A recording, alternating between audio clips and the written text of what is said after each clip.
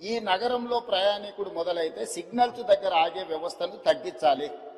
Free left, మనం ఎంత వేగంగా వచ్చినా జంక్షన్కి రాగానే లెఫ్ట్కి పోవాల్సిన వాళ్ళు అక్కడ ఆగాల్సి వస్తుంది. దాని ప్రధానమైన కారణం ఫ్రీ లెఫ్ట్ దగ్గర మనం బాటిల్ నెక్స్ని మనం క్లియర్ చేయకపోవడం, కరెంట్ పోల్చి పాతడం, లేకపోతే ఆటో వాళ్ళు అక్కడ అడ్డంగా నిలబెట్టడం.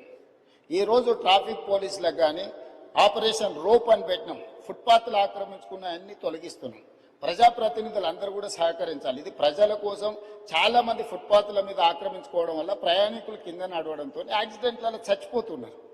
అది ప్రయాణికుడు తప్పు కాదు. ఫుట్పాత్లు ఆక్రమించుకోవడం వల్ల ఫుట్పాత్ల మీద నడవడానికి ఎవరికి అవకాశం లేకపోవడం వల్ల వాళ్ళు రోడ్డు మీద నడుస్తున్నారు. రోడ్డు మీద నడిస్తే వేగంగా వస్తున్న వాహనాలు గుద్దడంతో ఈరోజు ప్రాణాలు పోతున్నాయి. అందుకే కొంత కఠినం అనిపించినా, కొంతమందికి చిరు వ్యాపారులకు కొంత కష్టం అనిపించినా, ఈరోజు ఫుట్పాత్ ఆక్రమణలు తొలగించడం ద్వారా ప్రాణాలను కాపాడాలనుకుంటున్నాం. ప్రయాణాన్ని సులువు చేయాలనుకుంటున్నాం. ప్రయాణికులకు ఇబ్బంది కలగొద్దు అని ప్రయత్నం చేస్తున్నాం.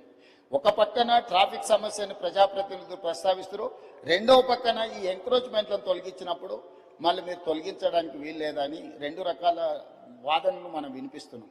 ఇది సమస్యకు పరిష్కారం కాదు అధ్యక్ష. ఇప్పుడు ఫుట్పాత్ల మీద చిరు వ్యాపారులు ఉంటే వాళ్ళకు ఒక ప్లేస్ కేటాయిద్దాం. ఎక్కడైతే వాళ్ళు వ్యాపారాలు పెట్టుకోవడానికి అవకాశం ఉందో, చిన్న చిన్న వ్యాపారాలు పెట్టుకోవడానికి ఎక్కడైనా ప్రభుత్వ భూములు ఉంటే వీళ్ళని తీసుకెళ్ళి అక్కడ పెడదాం. ప్రజలకు కూడా, కొనుగోలుదారులకు కూడా సౌకర్యంగా ఉంటుంది అధ్యక్ష.